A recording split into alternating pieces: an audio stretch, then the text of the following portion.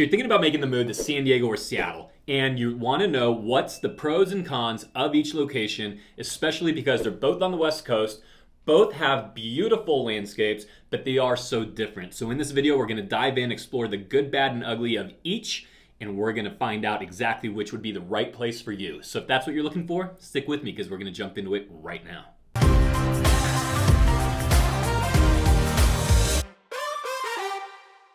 Look, we're going to keep it real, but I'm a San Diego guy, so I'm going to not hold back any punches and start with weather. Why not? They're both known for weather. San Diego and Seattle, famed for weather, but for entirely different reasons. You look at a place like San Diego, it's the land of 72 degrees. And of course, there's variance, okay? In our winter months, our lows can get into the 40s. Depending on where you are, we can even dip into the 30s. But for the most part, when you're thinking about a winter day in San Diego, unless you're out in the mountains, you're talking about being in the 60s for the most part. Our coldest days will get into the 50s with our highs, but usually we'll be in those mid 60s. Once you get into the summer months, yes, we could dip into the 80s, but again, kind of the standard San Diego is going to be that beautiful 72. Now, Seattle, on the other hand, you are talking about the most well-known place, maybe in the world outside of London, for rain. It is Rain City in Seattle, and for the most part, like the real problem with the rain is not the rain, it's not the water, but it's really that it comes with these gray skies for so much of the year. Now, if you've been to Seattle during a sunny time, and I've been fortunate that most of my visits to Seattle, it's been beautiful, it's been sunny, and I have to tell you that a sunny Seattle is hard to beat. It is an awesome place. But as the locals will remind me, they'll say, Dan, somehow you've gotten lucky because we haven't seen the sun like this in sometimes weeks and even sometimes months. And I know what that can be like. I went to school in Syracuse, New York, back in my college days, and they have that same kind of issue where it is literally possible for there to be gray skies 20, 30, 45 days in a row, and it can be depressing. Now, for me, not that big of an issue. I deal with it okay, but there are literally people, and you might be one of them, so you have to figure out if this is you, that go into actual true depression based on the lack of sunshine, and Seattle can be one of those places that can make that happen. Just to round this thing out really quickly about the rain, Seattle on average over 30 inches compared to San Diego's 8 inches a year, so dramatically different, something you have to know about. But with that also comes snow in the mountains.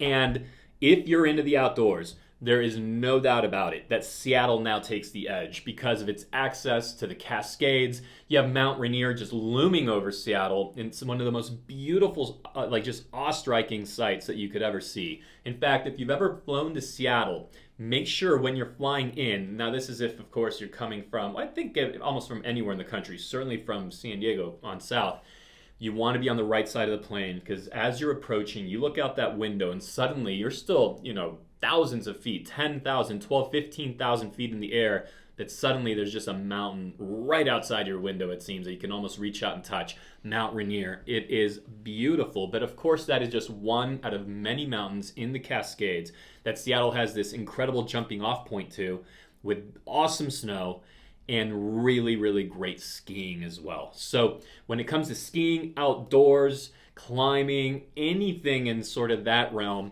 there's not a lot of places that are going to beat San Diego. We have beautiful mountains as well. We have deserts, we have landscapes, we have all kinds of great outdoors here, but it's certainly not the Cascades, and the edge on that front will go to Seattle. By the way, if this is your first time to the channel, make sure that you tap that bell for notifications and subscribe to the channel so you're the first to know of any changing conditions. And make sure that you notice that in the description and the first pinned comment, I've given you several ways to easily get a hold of me, and I answer every comment and make sure that we can jump on a Zoom or just answer your text, phone, email on any questions you have about the San Diego market. I'm Dan Beer at eXp Realty. Let's keep going. Now, sticking with the theme of the outdoors for a moment, but shifting to lifestyle.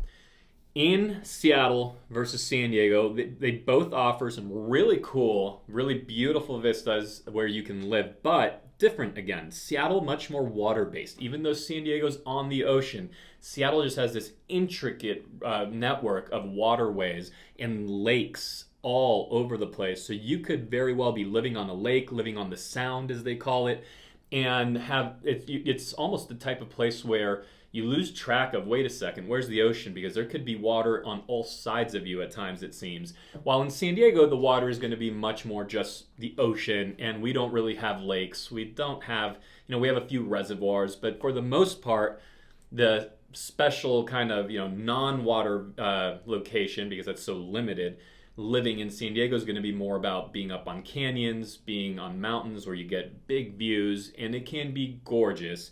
But again, totally different environment. And I have to say that on a sunny, pretty, just perfect day, Seattle might take the edge again, just because these waterways in the Pacific Northwest, if you've never seen it, it's a sight. You have to go.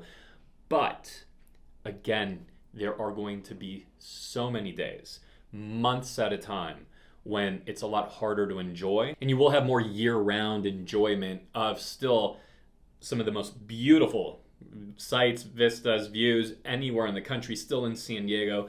But there's not a lot of places that can go toe-to-toe with it. Seattle's one of them. So on a sunny day, we might have to tip it to our neighbors up north. On most other days, San Diego's going to take it. Now, sticking with other aspects of lifestyle, Seattle has a lot going for it in that it just has more of a grown-up, faster pace, bigger city feel to it than San Diego, which can be a little bit more, as I've shared in different videos here, kind of a collection of smaller towns, beachy, laid back. That Seattle definitely gives that more, like there's just more, there's more business, there's more large companies. Talking about the headquarters for Amazon, Costco, Starbucks, Microsoft. I mean, there's a lot going on in Seattle, and that's just a few of them. Zillow, by the way, also headquartered there. So Seattle just has a little bit of that kind of, big feel. Aside from San Francisco, definitely is the only other one that can even sniff at like a New York big city feel. By the way, not that big, don't get me wrong, but a little bit of that energy. And I think one of the coolest things, speaking of Starbucks that we just mentioned, is it's kind of like the capital of coffee in the United States. They are so proud of their coffee. Starbucks, of course, originating there in Seattle, but if you're not a big chain coffee person, there are so many just little boutique coffee shops absolutely scattered around the city everywhere. And it's just one of the staples of the culture in Seattle. Does San Diego have coffee? Of course. But I'm talking like the type of place where they are going to take soup, like just big pride in the way they're going to grind the beans and where they originate and the care and love they give to the brew. It is definitely a thing there. Now, they're both beach cities, but so different. In Seattle, there's beach cities, but when people talk about going to the beach, what they're really doing is, for the most part, there's these beach, kind of lake beach clubs that people go to, and it's certainly not the ocean. And when you're talking about water and hanging out, beach vibes, San Diego's going to take it on that end. So there's so much that they have in common, yet they are so different, even to the point where they're both really close to international borders. Seattle, of course, not far from the Canadian border, and really, really nice access to Vancouver, and then, of course, off to Whistler if you're a skier or snowboarder. San Diego, that really close proximity to Tijuana, not quite as sexy as Vancouver, but it is a huge deal in that we have the Tijuana airport, which gives us a jumping off point to so many Mexican destinations, beach destinations all over Mexico, but even some international flights that you can access straight from Tijuana to other international locations that you wouldn't be able to get out of San Diego. So it is really interesting just how they're both set up that way, literally on polar opposite kind of poles of the contiguous United States, both with really similar energies, but expressed in different ways. Now let's talk sports. So I grew up a huge sports fan. Charger games, I was at every Charger game in San Diego, probably from when I was 8 years old all the way until the point when I went away to college and I was forced to miss them. And of course, now they are gone. So what we have in San Diego is the San Diego Padres. And as far as major professional sports teams, that's it. Now, having said that, the Padres play at Petco Park, which is beautiful. It's awesome. And we've been season ticket holders, and it just is a really great time. But let's just be straight here.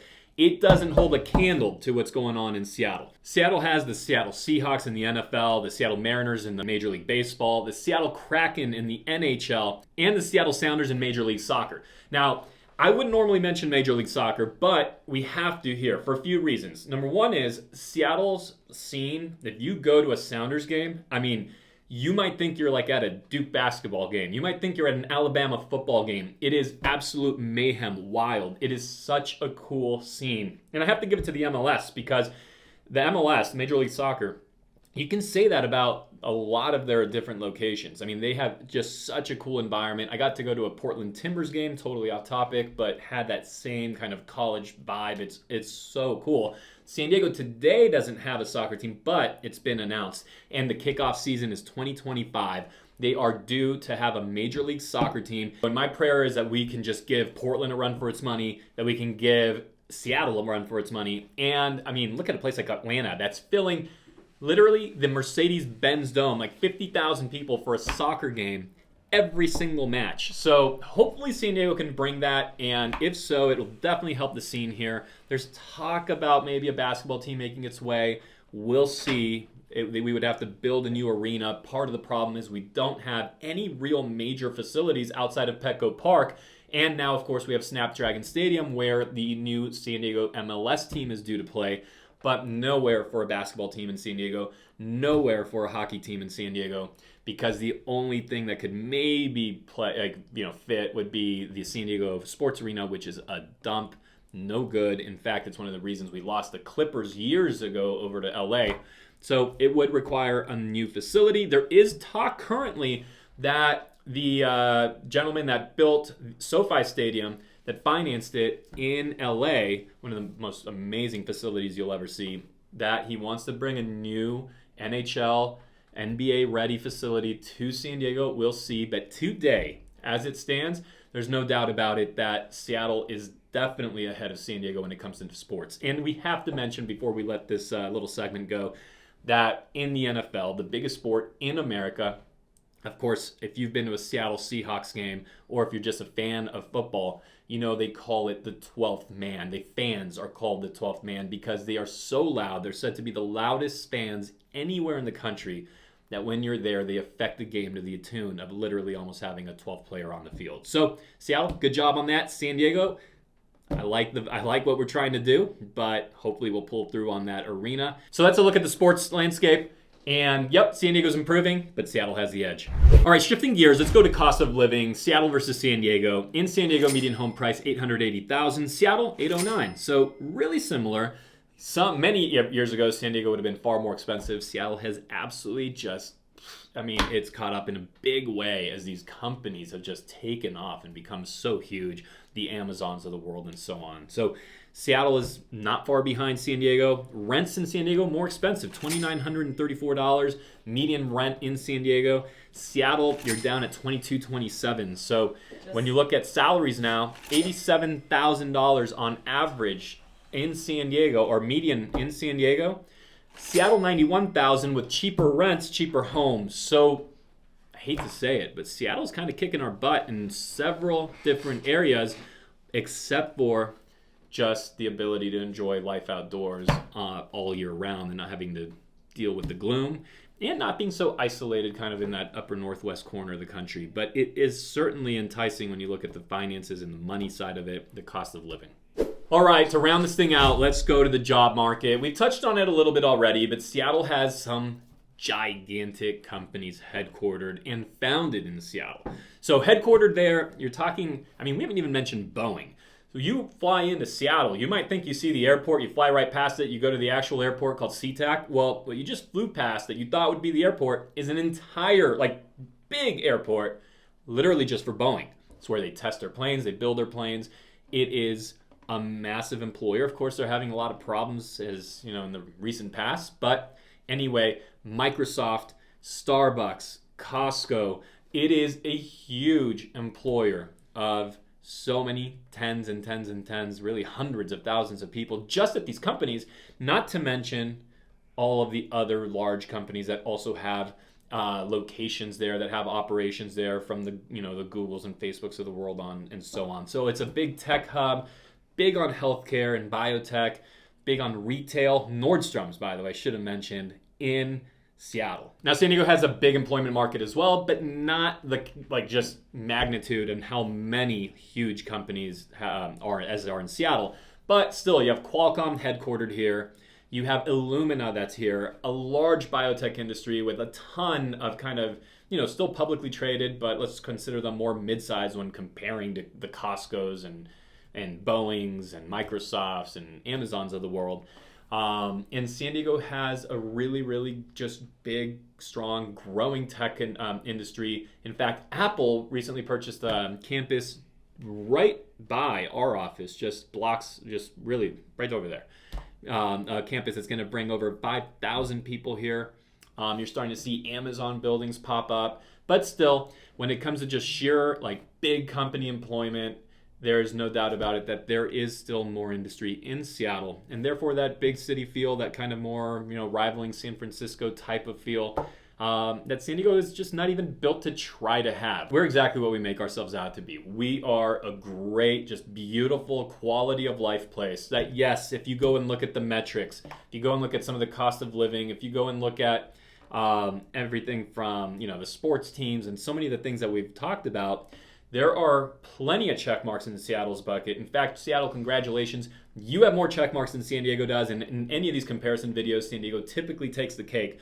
But what San Diego has is a lifestyle that people are willing to pay for, that people want, and that has made it one of the strongest real estate markets anywhere in the country for years and years and years, and always will be. First of all, partially because of its landscape, right? It's got the ocean to the west, Mexico to the south, the desert east, and then Camp Pendleton north. So it's only so much land. And so with that, the real estate values really hold. And again, you cannot overestimate, you cannot overstate the value of what it means that if you wake up one day and say, I want to go for a jog, I want to go outside, I want to eat, overlooking the water or just take a walk down the street, that you're able to without having to worry about thunder and lightning and rain and hail, and that you can just live your life not having to be bundled up in some kind of a parka. For a lot of people, that's worth a lot. For some people, it's not. The choice is yours. But those are the differences between San Diego and Seattle. And one thing that I definitely urge you to do is right here, you see that we have a video, the pros and cons of just living in San Diego. So instead of comparing to somebody else, why don't we compare to ourselves the good, the bad, the ugly of just San Diego on its own. Make sure you watch that video. And I look forward to seeing you on the next one so we can help you make a smooth move to San Diego.